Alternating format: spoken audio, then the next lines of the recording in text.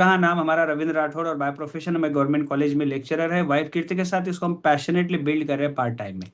और इसका मतलब ये नहीं कि हम अपने काम को जहाँ नौकरी कर रहे हैं हम उसमें थोड़ा सा भी आगे पीछे या कंजूसी कर दे, नहीं। हमने यहीं से सीखा है, जिंदगी में जो भी करना है दिल से करना है, शिद्दत शिद्दत से करना है। और जहाँ भी आपको जो कर्तव्य दिया गया है उसका निर्वहन बड़ी ईमानदारी से करना है। और हमें खुशी है कि हम वहाँ भी और यहाँ भी दिलो जान से अपने आप को पूरी तरह से झोंक देते हैं। तो हमारे और आप जैसे कुछ मिडिल क्लास ऐसे लोग होते हैं। मैं थोड़ा सा आज मिडिल क्लास को सेंटर में रख के बात करूंगा, क्योंकि बहुत सारे लोगों को पता ही नहीं होता है कि वो कौन सी क्लास में आते हैं। तो वो हमेशा कंफ्यूजन में रहते हैं। तो जिनको अपना क्लास पता नहीं वो 101% मिडिल क्लास में है। तो मैं आज मिडिल क्लास को सेंटर में रख कर बात करूंगा। तो आप और हम जब जिंदगी में कुछ बड़ा करना चाहते हैं, कुछ हासिल करना चाहते हैं, अपनी तमाम दुख दुविधा से बाहर निकलना चाहते हैं ना, तो हम कोई एक मौका देखना चाहते हैं। मतलब जब हमने इस बिजनेस को शुरू किया था 2015 में, हमने इसको करने का निर्णय जब लिया, तो मैं आप लोगों को बता दूं, मैं अलग अलग बैंकों के 70,000 ईएमआई चुका रहा था। और उस समय पेमेंट भी उतनी हुआ करती थी हमारी, तो ऐसा पैसा आता था ऐसा पैसा जाता था। तो कहीं ना कहीं उस चीज से हमें छुटकारा पाना था, तो हमें चाहिए था कोई ऐसा मौका जो हमें तमाम तकलीफों से बाहर निकाल दे। और ईश्वर ने हमारी सुनी। और एक अनजान व्यक्ति द्वारा हमारी लोकल ट्रेन में मुलाकात हुई, हम जिन्हें प्रोस्पेक्टिंग कहते हैं, जिन्हें हम सीसी कहते हैं, कोल्ड कांटेक्ट, वो हुआ हमारा। और वो हमारे जो स्पॉन्सर अपलाइन है मिस्टर सुनील और मीनाक्षी खैरनार, जो फाउंडर प्लेटिनम गोइंग एमरल्ड है, उनसे हमारी मुलाकात हुई। और हमने तो बोल दिया उनको कि आप भी मत करिए और हमें भी मत बताइए, क्योंकि मैं कॉलेज में पढ़ाता हूँ तो मुझे लगा मैं बहुत कुछ जानता हूँ। और जिस इंसान को ये एहसास हो जाए वो बहुत कुछ जानता है, तो उसको वहां से आगे जानने की संभावना उसकी कम हो जाती है। हाँ, बहुत सारे लोगों को तो बहुत कुछ पता होता है, लेकिन उन्हें ये पता नहीं होता है कि उन्हें क्या पता नहीं है। और मुझे ये पता नहीं था कि इस बिजनेस के माध्यम से हम महीने के लाख, 1.5 लाख, 2 लाख, 3 लाख बना सकते हैं, नहीं पता था। हमको लगता है होगा ऐसे ही कुछ। पर ईश्वर ने तो उठाना था, हमें देना है। और ईश्वर ने ये तमाम संभावनाएं हमारे लिए ही तो बना के रखी है। क्योंकि हम इस बिजनेस के जो एक बेताज बादशाह जिनको हम जानते हैं, जिनका नाम है बिल ब्रिट, तो उनका एक स्टेटमेंट हमने उनकी सीढ़ी में सुना था।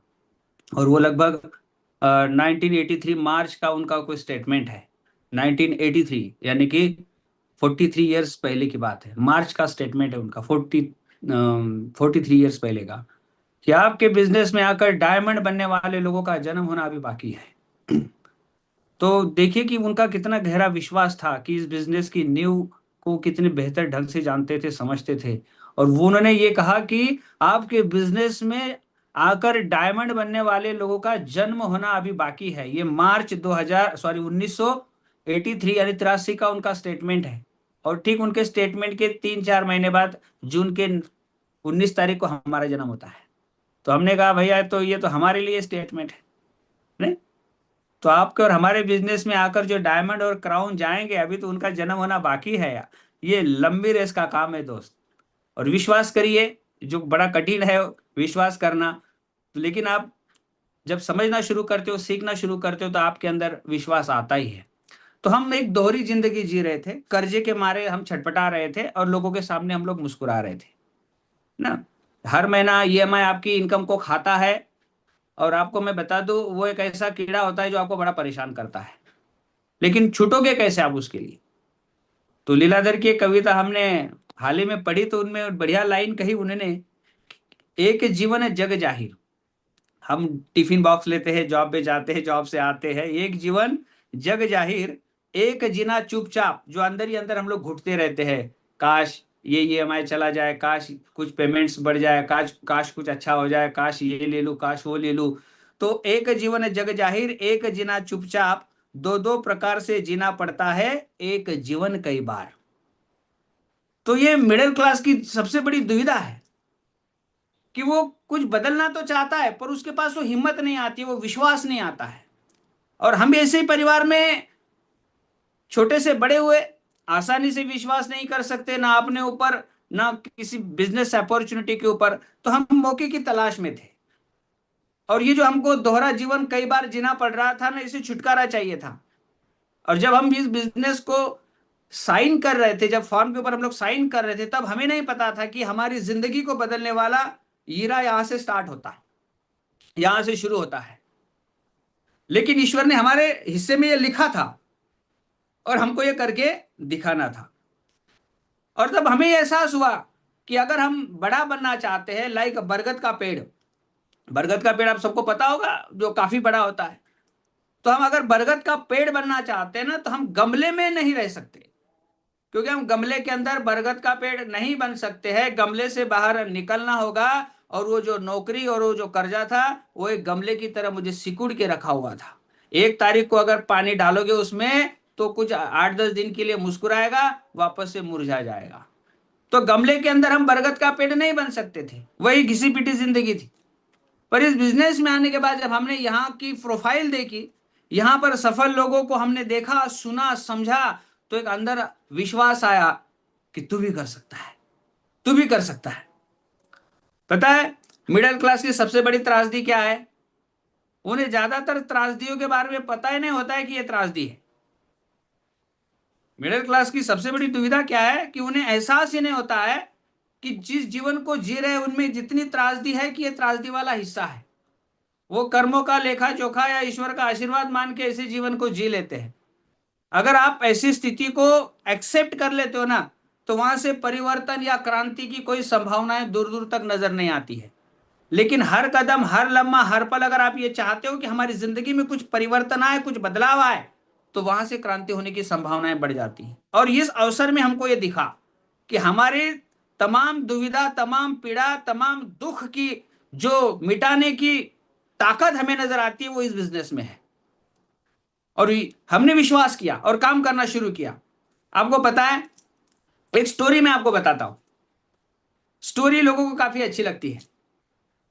एक मिडिल क्लास व्यक्ति आईसीयू में था, बूढ़ा हो चुका था एकदम से।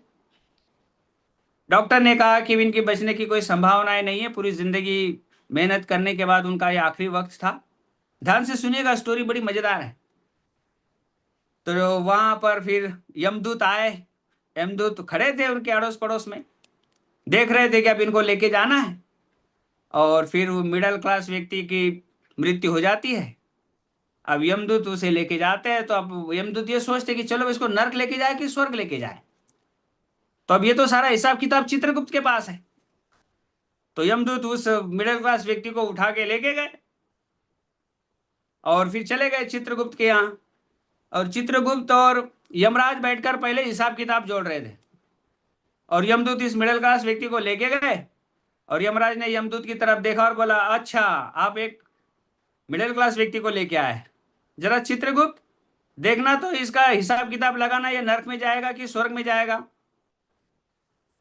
तो जब चित्रगुप्त ने उनका हिसाब किताब लगाया तो बोला, महाराज इनको तो आप स्वर्ग में भेजो। तो बोला, ऐसा कौन सा पुण्य काम किया, इनको स्वर्ग में भेजना चाहिए? महाराज इनकी जीवनी में मैं देख रहा हूं कि ये बहुत पीड़ा और बहुत बड़ी कष्ट को जमीन पर ही झेल के आए।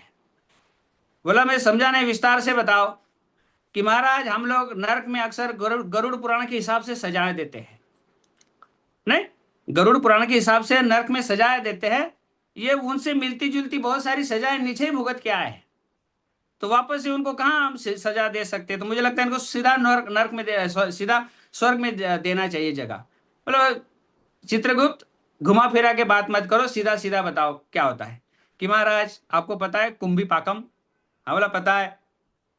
तो क्या है? तो हम लोग खोलते हुए तेल में उस इंसान को तलते हैं ना, उसे कुंभी पाकम कहते हैं। यस महाराज, ये वो मिडिल क्लास आदमी है जो पूरी जिंदगी खोलते हुए तेल की जिंदगी जीता रहा। भीषण गर्मी में भी ये कभी एसी नहीं लगा पाया महाराज। तो बहुत सारी सजा तो इसने जमीन पे ही काट ली है। ये अपनी मर्जी की जिंदगी नहीं जी पाया महाराज, तो कुंभी पाकम जैसा तो ये जिंदगी भरी सजा भुगतते रहा है। पसीने से तरबदर काम करता रहा, कभी फैमिली को टाइम दिया नहीं, और रिटायरमेंट के बाद भी काम ढूंढता रहा महाराज जी। बात तो बड़ी सही बताई आपने। कुंभी पाकम जैसी सजा तो जमीन पे ही भुगत के आया है। आगे बताओ आगे। तो महाराज दूसरी सजा है अंधकूपम। हाँ, वही जो हम अंधेरी गुफा में, कुएं में जानवरों के द्वारा उसे वहां पर जानवर उनके शरीर पर से चलते हैं, यही वाली सजा है ना? हाँ महाराज, ये बहुत भुगत चुका है। ये तो रोज मुंबई की लोकल ट्रेन में ऐसे ही जानवरों के नीचे जैसे आदमी दबता है वैसे दब दबते गया। लोकल ट्रेन में नहीं सर, बड़ी बड़ी ट्रेनों में भी ये सेकंड क्लास की बोगी में ऐसे ही किसी के पैरों के नीचे दब के यात्रा की इन्होंने। तो कुंभ पाकम जैसे, ये तो अंधकूपम जैसी सजा जमीन पे ही भुगत के आया है। बात तो बड़ी पते की बताई आपने। आगे बताओ, आगे बताओ। महाराज तीसरी सजा आती है कृमि भोजनम। अच्छा, वही ना जिसमें जो कीड़े होते हैं, शरीर पे छोड़ो तो सारा खून चूस लेते हैं। जी महाराज, इसका पूरी जिंदगी खून चूसा गया, अलग अलग बैंकों के ईएमआई से, कभी हॉस्पिटल के बिल से, कभी मिलावटी अनाज से। इसका जिंदगी भर खून चूसा गया महाराज। अब इसको क्या सजा दोगे आप? तो स्वर्ग में ही भेज दो इसे। तो मिडिल क्लास व्यक्ति ने कहा कि आपकी नरक वाली बहुत सारी सजा तो मैं जमीन पे ही भुगत के आया हूं, कम से कम मरने के बाद तो स्वर्ग दे दो। तो यमराज ने मुस्कुरा कर कहा, भैया इसको किसी ने एमवे का प्लान नहीं दिखाया क्या? हाँ, कम से कम एमरल चला जाता, घर में एसी तो लगा था। एमरल चला जाता, कम से कम वही ट्रेन में धक्का मुक्की खाने के बजाय एसी का टिकट बुक कर लेता। एमरल चला जाता, देश विदेश की यात्राएं करता, विरासत में बच्चों को अच्छी अवसर छोड़ के आता विरासत में। एमरल चला जाता, एमवे में जाता, न्यूट्रलाइट खा के स्वस्थ रहता, मस्त रहता। तो इसको किसी ने एमवे का प्लान नहीं दिखाया क्या? महाराज दिखाया था, पर इन्होंने कहा मेरे पास टाइम नहीं है। महाराज इनको प्लान दिखाया था, पर बोला कि मैं नहीं कर सकता। बोला, और महाराज इन्होंने बोला कि प्रोडक्ट भी महंगे हैं। तो यमराज ने कहा तेरी जिंदगी महंगी नहीं है। तो कभी कभी हम लोग ना इस अवसर को समझने में गलती कर देते हैं। तो इस स्टोरी के माध्यम से मैं आपको बताना चाह रहा हूं कि क्या वाकई में लोग सजा नहीं भुगत रहे। मैं मतलब पहली बार यूपी की इस तरह की गर्मी में देख के आया हूं, इस बार पहली बार। तो ऐसे वो शरीर पर ना इस तरह खतरनाक काम हो गया था। तो शाम में कभी बर्फ लगा लेता था मैं। तो मैं ये सोच रहा था कि जिन लोगों के पास एसी नहीं है वो किस तरह की जिंदगी जी रहे हैं। और मेरा अगला सवाल है कि क्यों जी रहे हैं? क्योंकि एसी खरीदना और उसका बिल भरना भी लोगों के लिए मुश्किल हो रहा है। तो अब हमारे ऊपर निर्भर करता है कि हम अपने जीवन स्तर को किस ऊपर तक लेके जाए, किस लेवल तक लेके जाए। आपके दिमाग शरीर को बहुत बार हम अपने दिमाग को ना सही डाइट नहीं देते हैं। जिस तरह से शरीर को हम बहुत सारा फास्ट फूड ये वो खिलाकर गलत ढंग से उसको डिजाइन कर देते हैं ना, ठीक दिमाग के साथ भी वैसे ही करते हैं। हम सही डाइट फूड नहीं देते दिमाग को, और इसके कारण हमारे दिमाग में वो खरपतवार निकल आती है ना, जो हमेशा संदेह संदेह पैदा करती है। और एक बड़ा अवसर आपके जीवन में जब आता है ना, तो इसको गहराई से समझने की आवश्यकता है। पर बहुत सारे लोग तो इसके अंदर ऐसा घुस जाते हैं, ऐसा बोलते हैं सर ऐसा क्यों वैसा क्यों, मौका चला जाता है। हमने पिछले 10 साल में न जाने कितने लोगों को बिजनेस के बारे में बताया, क्या सबके समझ में आया?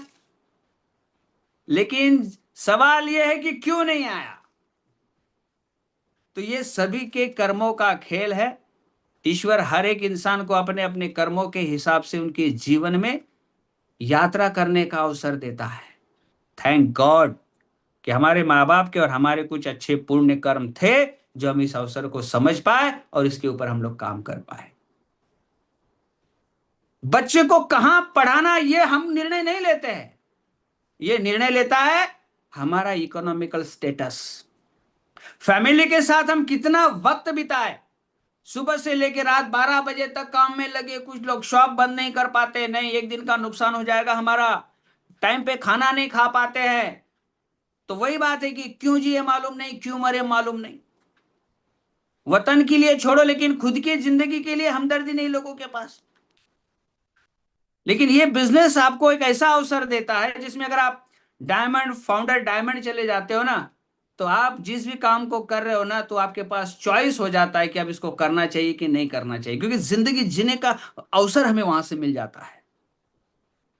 चिल्ला चिल्ला के कितने सारे मंचों से गला फाड़ फाड़ कर हमारे डायमंड्स एमरल्ड्स चिल्ला चिल्ला के कहते हैं कि यह अवसर आपकी दुनिया बदल सकता है, यह अवसर आपको मौका दे सकता है। पर कभी कभी बहुत सारे लोगों के कान में जूं तक नहीं रेंगती है। तो यह अवसर की अपनी एक खासियत है। आपको क्या लगता है कि कोई ऐसा ऑर्गेनाइजेशन जो पिछले 68 ईयर्स, यानी कि आप सोचो ना, 65 साल से अधिक वर्ष इसको हो गए और 110 देशों में चल रहा है। क्या लगता है आपको, क्या इसकी गहराई नापना नहीं चाहिए? कोई ऐसा प्रोडक्ट जिसको इस्तेमाल करने के बाद आपको सेटिस्फैक्शन की गारंटी दी जाती है, अच्छा लगा तो रखो, नहीं तो वापस करो। आप सोचो अगर लोग वापस करेंगे तो कंपनी तो डूब जाएगी। लेकिन बनाने वालों को पता है वो बना क्या रहे हैं।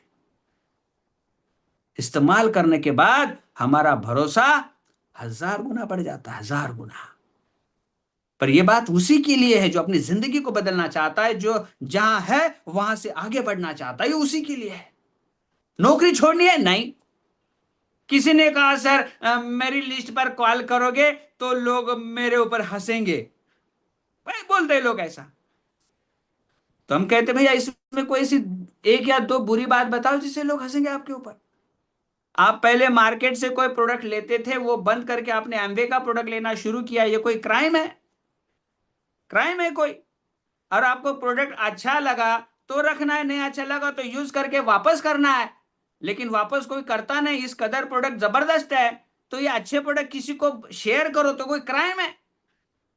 अगर ये प्रोडक्ट आप खरीदते हो या आपके माध्यम से कोई खरीदता है जिसे कंपनी आपका मुनाफा आपके साथ शेयर करती है, ये कोई क्राइम है? अपने मुनाफे में से कंपनी आपके साथ शेयर करती है ना। वो ये नहीं पूछती कि रविंद्र जी आपकी डिग्री क्या है, आपकी हाइट क्या है, आपका रंग कौन सा है। नहीं, वो सोचती है कि कुछ पाना है। मैं कहता हूं yes, come and join us. बाकी बातें सब बाद में देख लेंगे, आप ज्वाइन करो।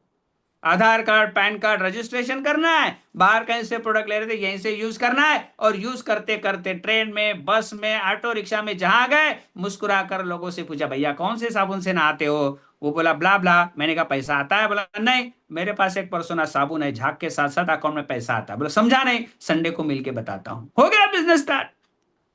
अब प्लान दिखाया, डेमो दिखाया, जानकारी दिखाया, कंपनी का बैकग्राउंड बताया, तो लोगों ने कहा यूज करके बताते, यूज किया तो अच्छा लगा और उन्होंने बिजनेस स्टार्ट किया। देखते ही देखते कारवा बनता गया। और हम पति पत्नी ने डिसाइड किया अगर साबुन में इतनी ताकत है तो पूरे इंडिया को नहलाते, 140 करोड़ की आबादी, छोड़ेंगे नहीं किसी को। इतने बढ़िया प्रोडक्ट के साथ में हमें अवसर मिला है दोस्त। लेकिन हमारा क्या है ना कि हमको जो लगता है वही सच है, और हमको जो लग रहा है वही अगर सच है तो सच ये है कि आपके हाथ से अवसर जा सकता है मेरे दोस्त। मैं हमेशा एक टैग लाइन कहता हूं बड़ी जिम्मेदारी के साथ, ये बिजनेस लोगों के समझ में नहीं आता है, और समझ में नहीं आ रहा है, ये भी समझ में नहीं आता है। और इससे कोई फर्क नहीं पड़ता कि आपको एमबीए में 20 साल हो गए कि 15 साल हो गए, बिजनेस समझ में नहीं आता है।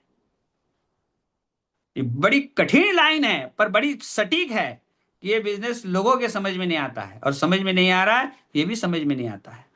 बड़ी गंभीरता से और जिम्मेदारी के साथ कहता हूं मैं ये। तो लोगों का विश्वास ऊपर नीचे हो जाता है, जरा सा बिजनेस इधर उधर हुआ तो लोगों का ऐसा फड़फड़ाता हुआ कलेजा बाहर आता है।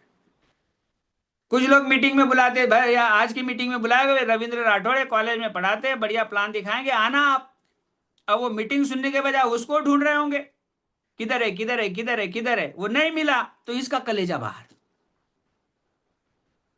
तो आप अपने आप को मजबूत बनाओ यार, अपने आप को मजबूत बनाओ। ये दुनिया है ना मजबूत लोगों के पीछे चलती है, एकदम आयरन मैन। और ये बिजनेस जो है ना इसको समझो आप, ये क्या है? ये वो रास्ता है जिससे आप अपने बच्चों के बेहतर भविष्य को, अपने माँ बाप की बेहतर जिंदगी बना सकते हो आप। हमने क्या कमाया इस बिजनेस से? आप जैसे हजारों लाखों लोगों का प्यार कमाया है।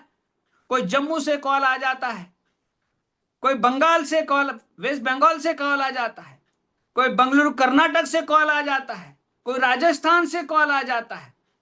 अरे एक टीचर बन के 10 से 5 की ड्यूटी में घिरे रहते ना तो किसी का कॉल नहीं आता है। लेकिन इस बिजनेस ने धीरे धीरे हमको ग्लोबल बनाना शुरू कर दिया है। पर समझेगा कौन? वो नाना पाटेकर वाली बात बहुत बार मीटिंग में मैं बोलता हूं कि कलम वाली बाई समझाना चाहती थी, काले वर्तमान को खत्म करना चाहती थी। तो हमारे एमए के ये भी वो आपको समझाना चाहते थे, आपकी जिंदगी से गरीबी दुख पीड़ा कष्ट सब खत्म करना चाहते थे। कौन समझा उसकी बात को? चलो हम समझ गए। अपनी जिंदगी में कुछ बेहतर करके जा रहे हैं। मैं तो डंके की चोट पे कहता हूं आप सभी को, इतना आसान, इतना सरल और इतना सटीक मुझे दूसरा कोई रास्ता नहीं दिखाई देता है। पर हमारे सवाल है कि खत्म होते नहीं। मैं बताऊं आपको, तो ये 1998 में जब बिजनेस लॉन्च हुआ तो लोगों ने कहा इधर नहीं चलेगा, और आजकल ऐसे लोग और आज भी मिलते हैं, ये इधर नहीं चलेगा। 1998 में कहा लोगों ने प्रोडक्ट महंगे, अब भी कहते लोग प्रोडक्ट महंगे हैं। 1998 में लोगों ने कहा भैया ये बिजनेस हमें अमीरों का लग रहा है, तो मैं कहता हूं बन जाओ ना अमीर, अच्छा है ना। नहीं, वो क्या है ना, मेरे पास ना टाइम नहीं है, विजन नहीं है, विजन। हमारे पास टैल्कम पाउडर है स्किन को लगाने के लिए, चेहरे को लगाने के लिए, मतलब बॉडी को लगाने के लिए टैल्कम पाउडर। सोचो भारत में कोई ऐसा घर है जहां टैल्कम पाउडर यूज नहीं होता है? सोचो, भारत में कोई ऐसा इंसान है जिसके शरीर को प्रोटीन ना लगता हो? कोई ऐसा इंसान है जिसके शरीर को विटामिन मिनरल्स ना लगता हो? कोई ऐसा इंसान है जिसके शरीर को कैल्शियम ना लगता हो? अगर आपके पास नंबर वन प्रोडक्ट है जो प्लांट सोर्स से लिए गए हैं, और आप उसके साथ साझेदारी करो, 140 करोड़ की आबादी में न जाने कितने हजार करोड़ का टर्नओवर आपका इंतजार कर रहा है मेरे दोस्त, कब तक आंखें मूंद कर बैठे रहोगे आप? निकलो घर से बाहर, शाम का 1-2 घंटा ऐसे लोगों के साथ बिताओ जो अपनी जिंदगी को बदलना चाहते हैं, जो मेहनत करने के लिए तैयार है, जो ईमानदार है, जो सच्चे हैं, ऐसे लोगों की तलाश में निकलो। बन जाओ आवारा एक बंजारा, ना आओ देखो, ना ताओ देखो, ना आगे देखो, ना पीछे देखो, जब भी देखो अपने आप को डायमंड की स्टेज पे देखो आप। ये संभव है। ये आप और हमारे जैसे योद्धाओं का काम है कि इस बिजनेस को हम उस ऊंचाई पे लेके जाए जहां से हम अपने आप को एक बहुत बड़ा ऑर्गेनाइजेशन देखे। इधर मुंडी घुमाए तो ऑर्गेनाइजेशन में 100 डायमंड, इधर मुंडी घुमाए तो ऑर्गेनाइजेशन में 100 डायमंड। ये संभव है। बड़ी सोच का बड़ा जादू आता है। हमारा कभी मन छोटा नहीं होता है, बहुत चैलेंज हमको भी आते हैं, फैमिली के चैलेंज, जॉब के चैलेंज, बहुत सारे चैलेंज आते हैं, लेकिन हम मुस्कुराना नहीं भूलते। क्यों? क्योंकि हमारा अपने आप पर विश्वास है। हम जिनके साथ चल रहे उस एमवे के ऊपर हमें विश्वास है। बड़े नजदीकी से जानते हैं हम एमवे को, जो हमारी सफलता के लिए आए दिन प्लानिंग करती है। हमारा एक सेशन हमने आज से पहले लिया था, रिटर्न माइग्रेशन। मैं आपको भी बता देता हूं, रिवर्स माइग्रेशन, लिख लो इस बात को। और मैं सबसे पहले ये बात आपको बता रहा हूं, रिवर्स माइग्रेशन। जिन लोगों ने भी किस कारणवश इस बिजनेस को आगे पीछे करके छोड़ दिया ना, उन तमाम लोगों की बाढ़ आने वाली अगले 2 से 3 सालों में। लिख लो मेरी इस बात को आप, क्योंकि बहुत सारी कंपनियां कुकुर मुत्ते की तरह आई, लोग इधर उधर हो गए। लेकिन सच्चाई तो सच्चाई होती है। सूरज के सामने अगर कुछ वक्त बादल आ जाए तो इसका मतलब यह नहीं होता है कि सूरज डूब गया है। वो उगेगा, अपनी रोशनी बिखरेगा और पूरी दुनिया को रोशन करेगा। और ये रिवर्स माइग्रेशन एक बहुत बड़े पैमाने पर होने वाला है। आप तैयार रहो बस। आपको पता भी नहीं होगा कि आपके ऑर्गेनाइजेशन में कौन किधर प्लैटिनम बन रहा है, कौन किधर डायमंड बन रहा है, क्योंकि गवर्नमेंट का काम हम लोग कर रहे हैं, लोगों को रोजगार दे रहे हैं, हमें प्रोटेक्शन मिला है, इसका कानून बन चुका है। बशर्ते अपने अंदर विश्वास जगाने की आवश्यकता है, अपने आप को मैदान में उतरने की आवश्यकता है। सचिन तेंदुलकर के पिताजी का देहांत हुआ 1999 में। वर्ल्ड कप खेल रहा था भारत, और अंजलि ने दरवाजा खटखटाया, उनकी वाइफ ने, और कहा कि आपके पिताजी नहीं रहे। वो कहते हैं कि मुझे पता नहीं मैं कैसे घर आया, और घर आने के बाद अंतिम संस्कार निपटाया तो लोगों ने कहा कि आपको मैच खेलने के लिए जाना चाहिए, क्योंकि आप देश के लिए खेल रहे हो। और वो तुरंत देश के लिए खेलने के लिए चले जाते हैं। तो जो भी महान योद्धा होते हैं ना, वो हर स्थिति में अपने आप को मैदान में देखते हैं। और हमारा छोटा सा नहीं, सर आज ना बारिश है इसलिए मैं घर से नहीं गया, सर आज थोड़ा सा ना मेरे घर में मेहमान आए ना इसलिए मैंने प्लान नहीं दिखाया। और ऐसे करते करते हम बुरी आदतों के हावी हो जाते हैं और असफलता हमारे ऊपर हावी हो जाती है। तो हमारे दिमाग को सही डाइट देने की आवश्यकता है। तो सचिन तेंदुलकर रुके नहीं। 16 साल की उम्र में दुनिया के फास्टेस्ट बॉलर के सामने खड़ा था, गेंद नाक पे लग गया, नाक से खून आने लगा। सिद्धू ने कहा, जो 9 स्ट्रोकर एंड पर था, कहा उन्होंने कि ये अब खेल नहीं पाएगा, लेकिन उन्होंने आवाज लगाई कि मैं खेलेगा। तो हमारे अंदर इसे जुझारूपन लाने की आवश्यकता है कि मैं खेलेगा। हमारे अंदर जुझारूपन लाने की आवश्यकता है। मुरझा जाते हम छोटी सी बातों को लेकर, विश्वास दम तोड़ देता है हमारा। मैं अगर इस बिजनेस को नहीं करता तो मैं आज भी पीड़ा में, तकलीफ में और बहुत सारे ईएमआई से घिरा रहता। क्योंकि कल्याण जैसी जगह अगर आप 2 BHK फ्लैट लेते हो तो 1 करोड़ का आता है, तो 1 लाख का तो मेरा EMI चला जाता, मैं खाता क्या बताओ आप, खाता क्या। तो मरते दम तक मेरी पीड़ा मेरे से अलग नहीं होने वाली थी, लेकिन इस बिजनेस ने एक मुझे एक्स्ट्रा का इनकम का जरिया बताया, जिससे मैं बहुत सारे कर्जों को चुका पाया और अपनी जिंदगी को अपने मन मुताबिक बना पाया। आज भी संघर्ष जारी है, हमें पता है कि हमारी डायमंड शिप आ रही है, रुकेंगे नहीं, थकेंगे नहीं। आप क्यों रुक जाते हो, आप क्यों थक जाते हो? इससे बढ़िया अवसर क्या है? आपसे क्या मांगता है ये? 1 से 2 घंटे रोजाना आपसे क्या मांगता है? ये ट्रेनिंग कर लो, बात करने का तरीका सीख लो। मैं बहुत सारे लोगों के जानता हूं, बिजनेस में टाइम तो बहुत हो गया, लेकिन वो शेक हैंड करना तक ठीक से नहीं सीखे और डायमंड बनना चाहते हैं। सफल लोग सबसे ज्यादा काम अगर कहीं करते होंगे तो अपने आप पर करते हैं। रहन सहन, बात करने का ढंग, अल्फाज, शब्दों का चयन, एक दूसरे के साथ में किस तरह से व्यवहार करना है, कौन सी बातों को चुनना है, किस तरह से बात करना है, बहुत आवश्यकता है। किताब है हमारे पास, लोक व्यवहार में कुशलता, चेहरा मुस्कुराए तो कोई तकलीफ है, पर दुनिया की पीड़ा हमारे ऊपर छाई, इस तरह से हम लोग चेहरा बना के घूमते हैं कभी कभी, और हम एमवे के डायमंड बनना चाहते हैं। विश्वास मर जाता है हमारा, होप टूट जाता है हमारा। 2 लोगों ने बिजनेस मीटिंग में आने से मना कर दिया तो हमें लगता है हमसे नहीं होगा। ऐसे कैसे कमजोर हो सकते हो यार आप, एमवे के लीडर, और ऐसे मन के जीते जीत है, मन के हारे हार। मन से नहीं हारना चाहिए आदमी ने। लड़ गए जो बिन हारे, उन पर है धिक्कार। मुझे तो लगता है कि छावा वाली कविता हमारे लिए बनाई गई है, हमारे लिए बनाई गया है कि मन के जीते जीत है, मन के हारे हार। अरे हार गए जो बिन लड़े, उन पर है धिक्कार। उन पर है धिक्कार जो ना देखे सपना, सपनों का अधिकार असल अधिकार है अपना। मुझे ये लाइन दोहराने की जरूरत नहीं है, सभी के पास अवेलेबल है। लेकिन क्या सीख लेते हैं इन तमाम चीजों से, क्या सीख लेते हैं? आज गुरुकुल के माध्यम से पूरे भारतवर्ष में जहां तहां BBS हो रहा है। बहुत सारे ऐसे शहर है जहां नहीं हो रहा है। क्या फर्क पड़ता है, कुछ शहर की यात्रा करके वहां जाके BBS अटेंड करो। जूम के ऊपर लगातार ट्रेनिंग चलती है, ट्रेनिंग अटेंड करो। छोटे छोटे हिस्सों में अपनी टीम के साथ में, मुझे लगता है कि वीकली वर्कशॉप करने की आवश्यकता है। आप उन्हें ग्रोथ मीटिंग भी कह सकते हो, जहां लीडरशिप को डुप्लीकेट किया जाता है, लोगों को काम के तौर तरीके, स्किल को सिखाया जाता है। लेकिन नहीं सर, अभी क्या लगातार मीटिंग मीटिंग मीटिंग मीटिंग। जरूरी है, क्योंकि दिमाग में गया हुआ नेगेटिविटी, उसको अच्छे विचारों के साथ डाइल्यूट करना पड़ता है, तब जाके कुछ आदमी अच्छा सोचता है। नहीं तो बाहर दुनिया नेगेटिविटी का पहाड़ लेके बैठी है, आया नहीं तो धपाक से डालती है, आया नहीं तो धपाक से ऊपर से डालती है। तो अपने दिमाग को अगर सही डाइट देंगे ना हम, तो अपने आप को बचा पाएंगे हम। जलते हैं लोग, मैं सच बता रहा हूं, आपकी सफलता से लोग जलते हैं। वो हर वक्त आपको तोड़ना जानते हैं, वो रोकना जानते हैं। अगर आप सही मायने में अपने आप को काबिल बनाते हो, सीखते हो, मेहनत करते हो ना, तो तमाम बाधाओं को लांग कर आप चले जाते हो। नजरें लगती है लोगों की, मैं सच बता रहा हूं आपको। लोग कोसते हैं पीठ पीछे, सच बता रहा हूं मैं आपको। अगर आप किसी जान पहचान रिश्तेदार वालों को कहते हो ना मेरा एक साबुन ले लो, तो उसे लगता है एक साबुन ले लूंगा तो एक करोड़पति बन जाएगा। वो लेता नहीं है आपसे।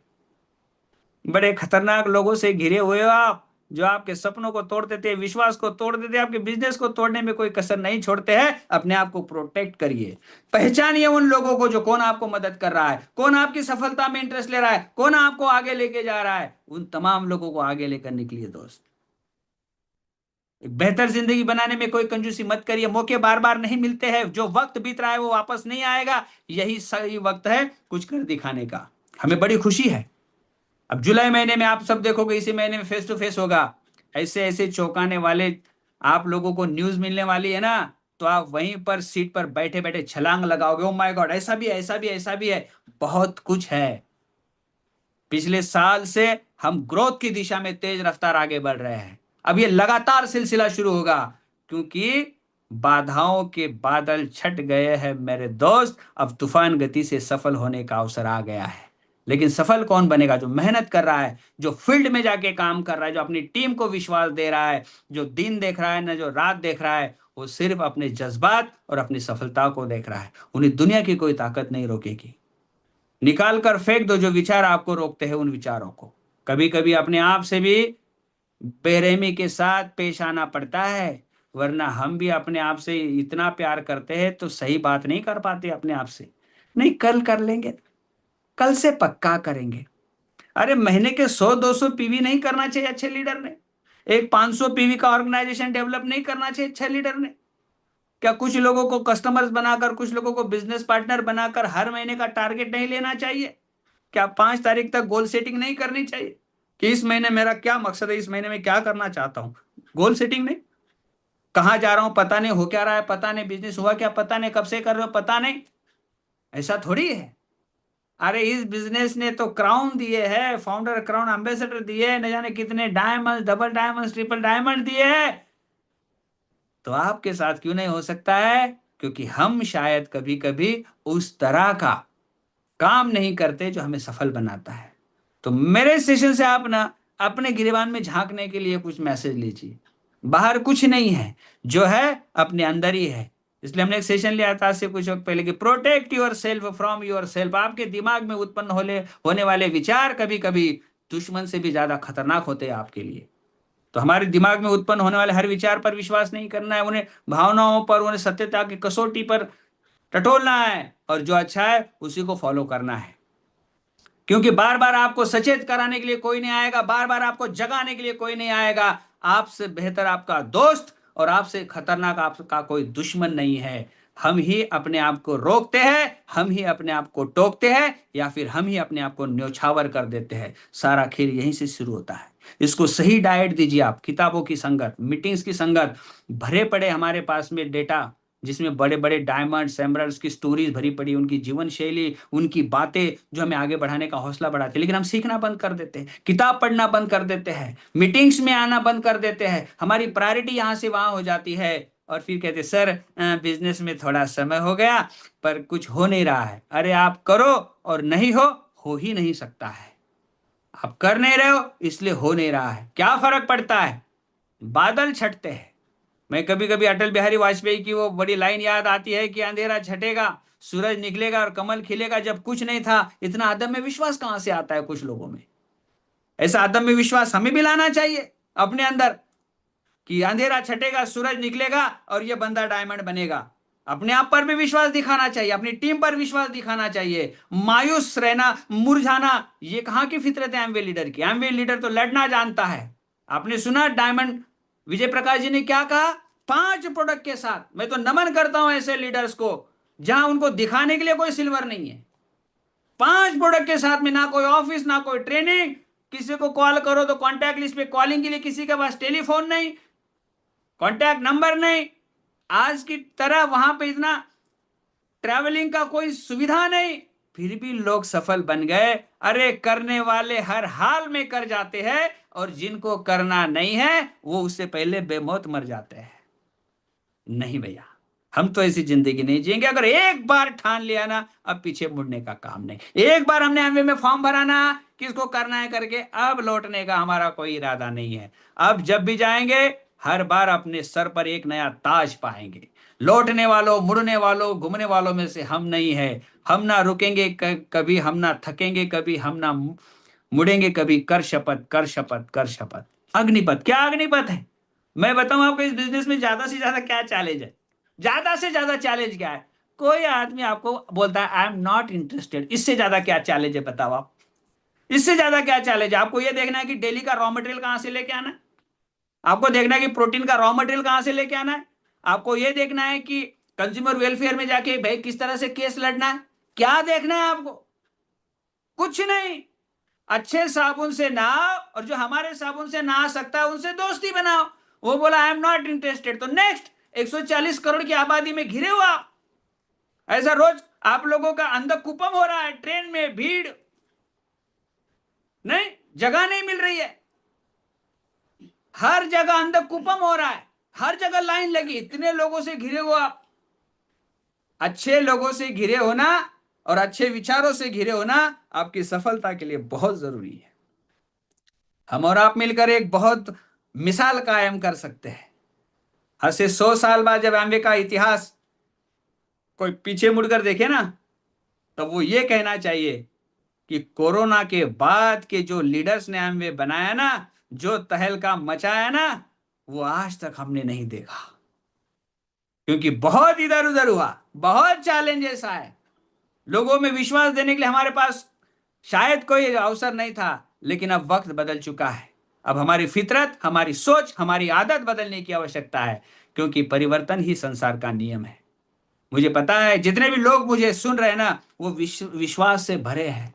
जितने भी लोग मुझे सुन रहे हैं ना, उनका अपने जीवन का एक मकसद है। जितने भी लोग मुझे सुन रहे हैं ना, वो जीवन में बड़ी सफलता को हासिल करने के लिए तड़प रहे हैं। जितने भी लोग मुझे सुन रहे हैं ना, वो अपनी जबरदस्त दुनिया बनाने के लिए पूरी तरह से बेताब है। जितने भी लोग मुझे सुन रहे हैं ना, वो डायमंड जानने के लिए पूरी तरह से तड़प रहे हैं। मुझे विश्वास है, इसलिए आप मुझे सुन रहे हो।